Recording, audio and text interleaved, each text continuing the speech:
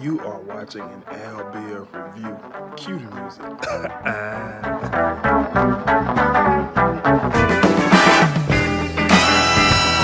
What's going on, guys? I'm back with another How to Get Away with Murder recap. Before we get into it, be sure to subscribe, comment, like, share, all of that good stuff. Last night episode was good, man. And like I said, I walk away. I love to see Annalise in the courtroom. It just makes me feel like she is Superwoman. You know what I'm saying? Like, no other word to describe her character. She is just Superwoman. And I was just saying to myself that if I had a daughter, I would make her watch this show. Not the scenes where they doing craziness. I'd be like, cover your eyes, baby, cover your eyes. But when Annalise is in the courtroom doing what she do, Superwoman, she's a beast. She destroys any and everybody. Like, if you're an opponent, her job is she going for the head. She going for the headshot. She is trying to win at all costs, and I just love that. So anyways, I'm gonna get into it. The show kicks off. Annalise goes to class, Everybody has these long faces of defeat, and she lets them know, you know what I'm saying, we got to figure out a new strategy. We're gonna go the autopsy case route, where we basically gonna let autopsy prove that someone can be diagnosed with insanity after death. I don't know. I never heard of it. But anyways, then she asked the question as a whole to the class, and she was just like, what were my mistakes? Where did I mess up? Nobody wanted to say anything. So Connor, he spoke up. He was like, your first mistake that you made, and she stopped him. She was like kicking you out of second chair. You know, she throwing the shade, and I love it because he's bitter.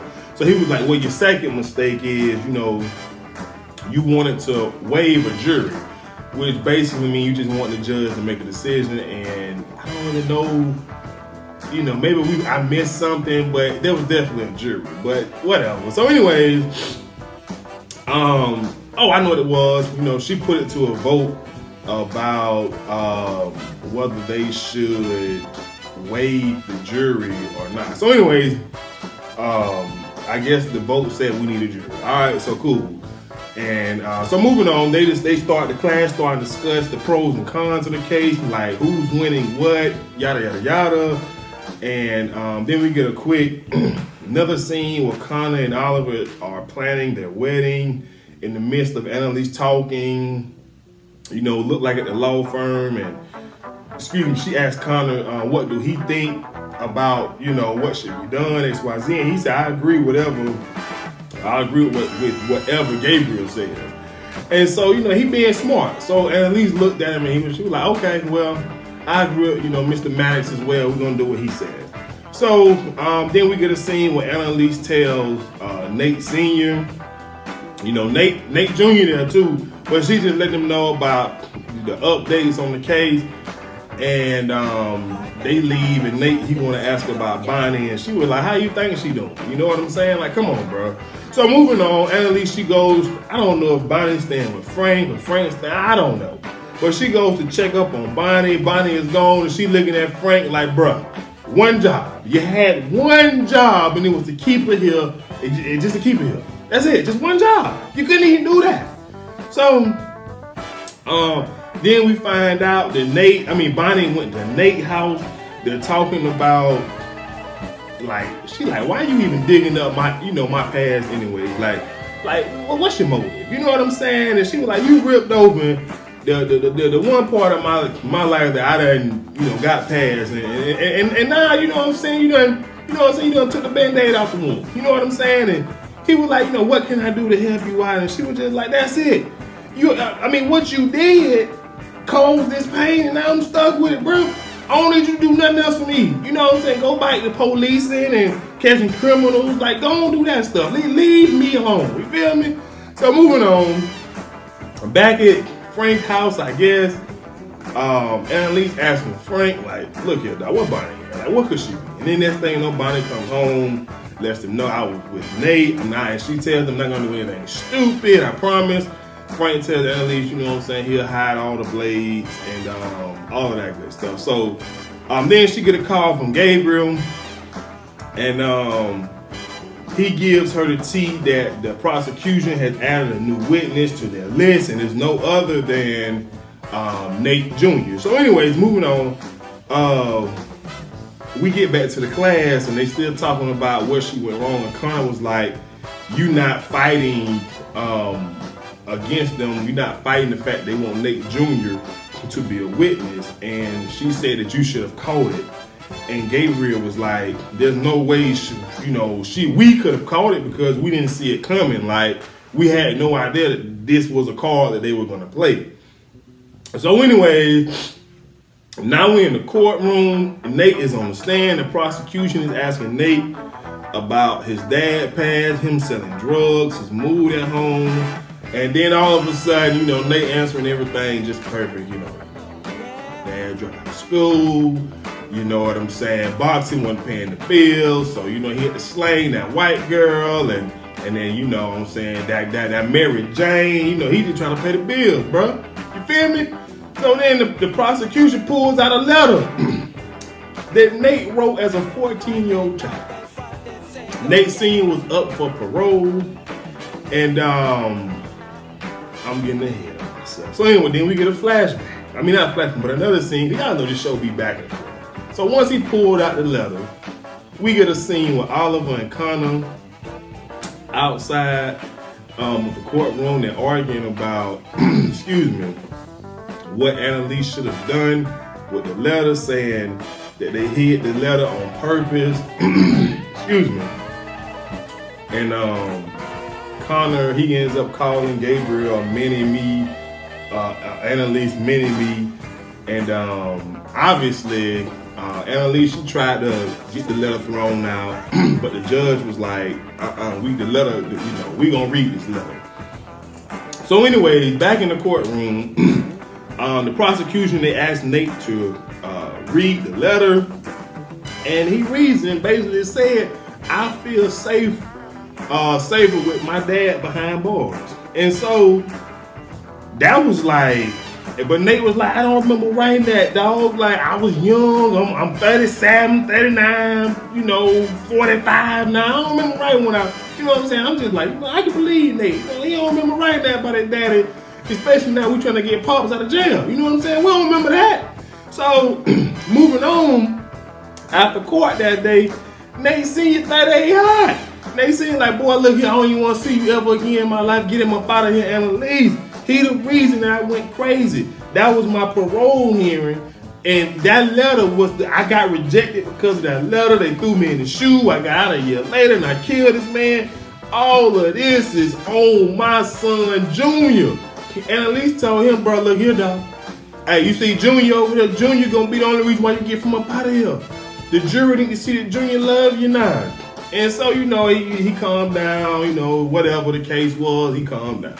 So anyways, that was a pretty good scene. You know what I'm saying? Because I would have felt like Senior if I was up for parole and my son, I find out my son wrote this letter saying he feel more safe with me locked up behind these bars, so I get another 20 years. I feel the same way. You know what I'm saying? That was a good scene. I must admit. So anyways, moving on. The class, we back to the classroom. They still talking about what Annalise did wrong. Laura was like, she didn't see the letter coming because she was too close to the witness, and that was a good point. She should have known this to even look into Nate's past when his dad was like, she should have known. You know what I'm saying? Like, it's great. And at least you Superwoman now. I can't be giving you these credentials. You already in the Hall of Fame. You feel what I'm saying? I can't be putting you in the Hall of Fame and you ain't doing your due diligence now, boo. Come on now. Don't let me down again. You know what I'm saying? So, she is close to Nate. They be having their little lovey-dovey's and all of that good stuff. So that's why she ain't see it come. I completely agree with Laura. So, anyways, after class, the crew, they argue about the letter, like, oh, she should have seen it come. Like, everybody want to point the finger at Annalise, like, okay, yeah, she should have seen it come, but she didn't. And y'all need to come up with an idea to help her win this case instead of argue about it. And Connor, he being like so snappy with Gabriel, and I'm just like, man, put them hands on. Just put that's my solution to a lot of these TV shows. I'll be put them hands on. You feel what I'm saying? So, saying that to say, Gabriel leaves to go work on the case. And Oliver, like, Oliver Lord, somebody asked her, like, what you trying to make Gabriel put them hands on you? Because he will. I feel he should. If he won't.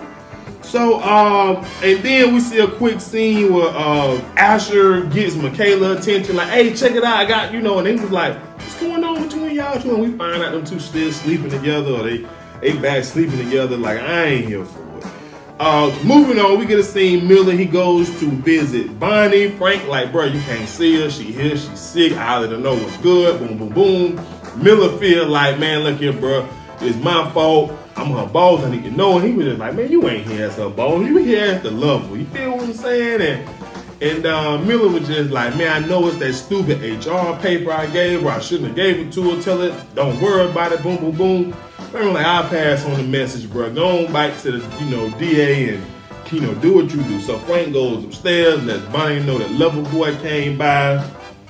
But he was like, look here, dog. Bonnie, I got you back. Either way. You know what I'm saying? I feel like you should just go with option B. Don't even address this whole child situation. You happy, you got a man, you living life, you got a job, practicing law. Like, live your best life. You deserve to be happy. Nobody deserves happiness more than you. And I'm just like, look at Frank preaching. And I'm gonna be real, you know what I'm saying? Do I agree with Frank? I do. But if she wanna meet the child, just don't spray her from me. You know what I'm saying? Like, I don't really know, you know what I'm saying? Because, like, this really, like, she going through it. But anyway, moving on, because I don't want to spend no time on that. So, moving on, we get a scene, Nate and Annalise. They talking about Senior's case, and Nate tell Annalise that he lied on the stand. He remember everything about that day when he wrote the letter. He didn't want his dad at home. He talked about how, he seen his daddy get arrested 1 time, 2 times, 3, it turned to 32. And he began to realize and think to himself that, the police are not the bad guy. It's daddy. And because he wanted to be a good guy, he went, that's why he became a police. I was like, that's a good story to tell, bro, but you trying to get your dad out of jail now, so, help us get your dad out of jail. Get up there and lie again. You know what I'm saying? If it means bringing Papa home, get up there and lie again. I'm just saying, y'all may be like, man, hey, you a 14, you don't remember. Straight up. So Annalise tells Nate, like, look here, dog. Look here, baby. Don't even worry about that. We gonna win. And I'm just like, yeah, she gonna win. This Annalise we talking about, like, Superwoman. Like, bro, don't doubt her, bro. Like, for real. So then we go back into the classroom. They talking about the wins for the prosecution, the wins and the losses for the prosecution and for the defense team. Basically on the board, all the W's going over there to the prosecution. Connor is annoyed, he hating, you know what I'm saying? And so they bring up the fact that Annalise was able to discredit the psychologist that the prosecution wanted to present. They gave us the intel to how she was able to discredit him. And long story short, Michaela goes to Asher, asks Asher for help. He was like, I ain't helping you or Annalise, da-da-da-da. And Michaela was like, hey, if this was Nate, you know what I'm saying? And so I guess he came through with this. Then he shows up at Annalise's crib with information about Dr. Charming, as he like to put him, you feel me?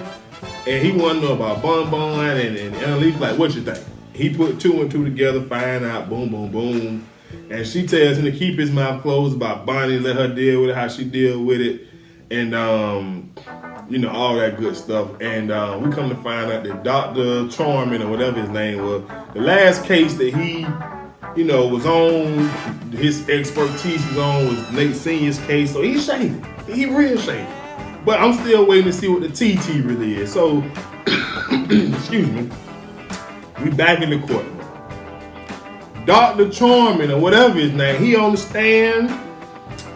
He says he felt like Senior was faking just so he can, get an insanity plea. That's why he ain't diagnosed him with the insanity. You know what I'm saying? He thought he was faking. So at least bring out that tape. Say, ain't it true that governor, what the governor name? What is the governor name? Anyways, Burkhead. She was like, ain't it true that Governor Burkhead hired you to run a new facility or whatever in exchange for testifying against Nate Sr. The prosecution like objection. And he's like, nah, bro, we need him to answer this. And the judge was up there like, yeah, we need him to answer this because you taking bribes out here. This man's life on the line. You know what I'm saying? He been behind bars too long. We ain't got time for that foolishness, man. So, we find out the tea. He admit the governor hired him, but he ain't say nothing about, it was in exchange for me, boom, boom, boom. So, then we get a quick scene. Laurel approaches Gabriel about helping him with whatever Annalise needs him. You know what I'm saying? I'm thinking she's trying to sleep with bruh, but obviously she got another plan in mind. We'll talk about it at the end. Then we see we get a talk between Nate Sr. and Jr. And Senior pissed off at both Annalise and Jr. He was like, man, we losing. And I can see it. I can look over at them 12 jurors and see we losing. He was like, I want a chance to fight for myself using my words. I'm tired of everybody else talking. Doctors, lawyers, you, her. I want a chance to fight for my life with my words and tell my story, get my story out there. And I'm just like, he sound like he ready for it. That's all I took from him. He sound like he is ready to get up on that stand, answer whatever question needs to be answered. He sounds ready. And I didn't see no reason why he shouldn't. And he tells Junior to convince Annalise to let him get up on that stand because he sees the way Annalise looks at him. And I felt like, I don't want to spoil it, but it's a good idea to let him get up. But he is aware of what's going on. He crazy, but the shoe did it to him. You know what I'm saying? So I think it's a good idea to let him get up there. So anyways, moving on. Gabriel gets a call from Annalise. She basically wants him to put together a list of insanity cases where the defendant who is pleading insanity testified. Laurel is over there. Ain't nobody. It ain't never happened. It didn't happen in the 90s, the 80s, or the 70s. So then we get a quick scene of Oliver, Connor. They just got through doing the do. Oliver was like, ooh, you make me feel so nasty, like I'm just a cheap hooker. And is it because of the anger you got towards Annalise? And he was like, why you bring her up in our bed? And Oliver was like, look here, dog. And in order for me to get the best loving, I'm gonna need you to put that energy that you got towards her into this case and into school. Don't bring it up in the bedroom, and I'm gonna leave it there. So then we get a quick scene. Bonnie, she reads her case file. She sees the picture of her, sister stealing her baby. I want to know why the sister stole her. She's just a year older. They both were being molested. Like, what's going on? I can't wait to hear about this. So then we back in the courtroom. We finally got Senior. He's on the stand. Annalise asked him what was his strategy to overcome solitaire, because those who go in must have a strategy to overcome it and not go crazy. He says, I had a picture of my son until the guards took it away from me. And, I've spent about a year in solitary. And once they took my son away from me, it just drove me crazy. Because that was all he had of his son at the time. And all of that good stuff. So anyway, then she proceeded to ask him, how did he feel? What was his mindset and all of that good stuff once he got out of the shoe? He was just like, I don't know. I didn't know how to trust. I didn't know nothing. It was like my mind was putting tricks on me. It was just like, I've been in there for about a year. Can you imagine somebody's mindset being in a shoe for a year? That's crazy. Like a little 12 by 8 box. That's crazy, man. I'll go crazy. I don't know. I don't want to speak in hypothetical because I ain't trying to go to jail. And I definitely ain't trying to go up in the shoe. So, I'm going to just go with what Senior talking about. Senior was like, I don't know. I wasn't all the way there. So then she asked what happened when, he killed the other inmate. And he says, the guy approached him and, he said at the time he just got out of the shoe. He was a ticking bomb. It didn't matter who it was. It could have been somebody else, but they was gonna get what he gave the other inmate because he was a bomb. And I agree, you been locked up for a whole year, man. You a bomb. You got pressure built up in the whole phases. You know what I'm saying? You got some pressure built up. You know, so I agree. And like I said, this let me see if it's something else I want to say. Yeah. So anyways, he was just like the shoe made him sick in the head. Like he had some pressure built up. He was a bum. And this is why it was a great idea to let him tell. Listen, certain people who listen, they just know that, you know what I'm saying, I can feel if I just tell my story, I can reach, you know what I'm saying, them 12 over there. He knew it. He knew if he told his story, he could reach those 12 strangers to where they'll sympathize and empathize with him and understand what it is that he went through. You know what I'm saying? And he did. He told his story, and even the prosecution couldn't say objection to anything. You know what I'm saying? So moving on, we get a quick scene. Bonnie meets up with Miller, give him the rundown of her life. She her and her sister was molested by daddy at 5 and 6. She was 5, sister was 6, and then mama was broke when they got to be teenagers, so mama sold them off for some money. She ended up getting pregnant at 15, and mama and daddy told her that the baby was gone, died or whatever, and come to find out the sister might have a baby. And Denver was like over there, he was just like, yeah, I love you so much. You know, I love you. And she was like, I don't know if it's the right time for us to be us. And he was like, no, I got your back. I love you. I'm gonna be right. I'm just like, he genuinely do like Bon, man. He better not change up. He better not cross over. I'm telling you that, unless he gonna be dealt with. Hey, I ain't really the biggest Bonnie fan, but you know what I'm saying? She putting it out there to him. You know what I'm saying? She letting him know how her life is and what did happen, transpired. You better not break her heart, bro. She can break yours, but you can't break hers. And anyway, so back to the courtroom. The prosecution, they questioned Senior about the fight. Like, oh, you know, you knew what you were doing. Like, boom, boom, boom. And then Senior goes off. He was like, I ain't stupid. I know what happened. It was the worst stage of my life. You know what I'm saying? I know what happened. I remember. And so the prosecution, they start badgering the witness, start asking him all these questions. Like, so you knew what you doing wrong. You knew you should have stopped. You knew you kicked him on purpose. Da, da, da, da, da. And, you know, he was badgering the witness. The judge told him to stop. But y'all know how these things go.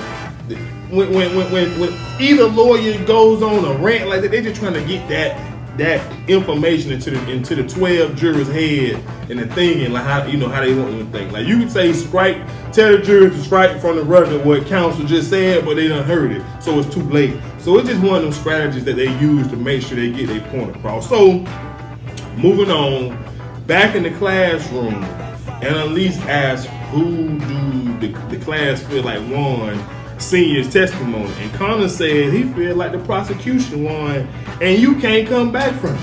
And so then Annalise was like, all right, we got our closing arguments in 3 hours. Like, give me something. Don't send me in and help me out. Listen, we working together, team. You feel me? Help me out. And so basically ain't nobody got nothing to say. And then Gabriel, he stands up. He was like, we should move for a mistrial. It's better than a guilty verdict. Then he was like, and she was like, on what grounds? And we can be like,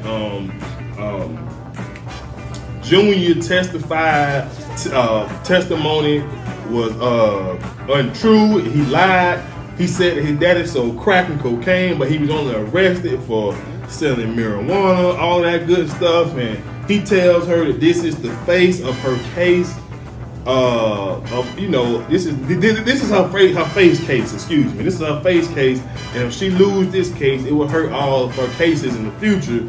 So they put a vote to whether they should go for a mistrial or not. They ain't really show us the results. You know how that is. So now we get to the closing arguments. The prosecution, he basically went up there and told the 12. He say 12, find him guilty. He killed him. He just find him guilty. 12. That's it. And so now it's Annalise's turn. She looks at Gabriel, and I guess in her mind she thinking, should I go for a mistrial? Should I not? But she ends up getting up. She proceeds to give her closing arguments. Gabriel gets up. He outlines a 12x8 box.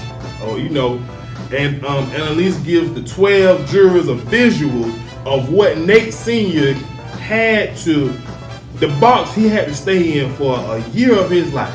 A year. And how it could just drive them crazy, and she had the court get silent and was like, this is what Nate Sr. heard for an entire year. We ain't even hear crickets. It was just, that's all it was. That's all it was. And so I was just like, I don't know if that's gonna work, Annalise, but I love the effort. You know what I'm saying? I love that you ain't just, you're going for the home run. You like, either you go big or you go home. It's 4th inches. The Super Bowl on the line. We had to, either we gonna get a touchdown or we gonna lose. And Annalise said, we going for the win. We ain't going for the tie. We going for the win. That's why I love her.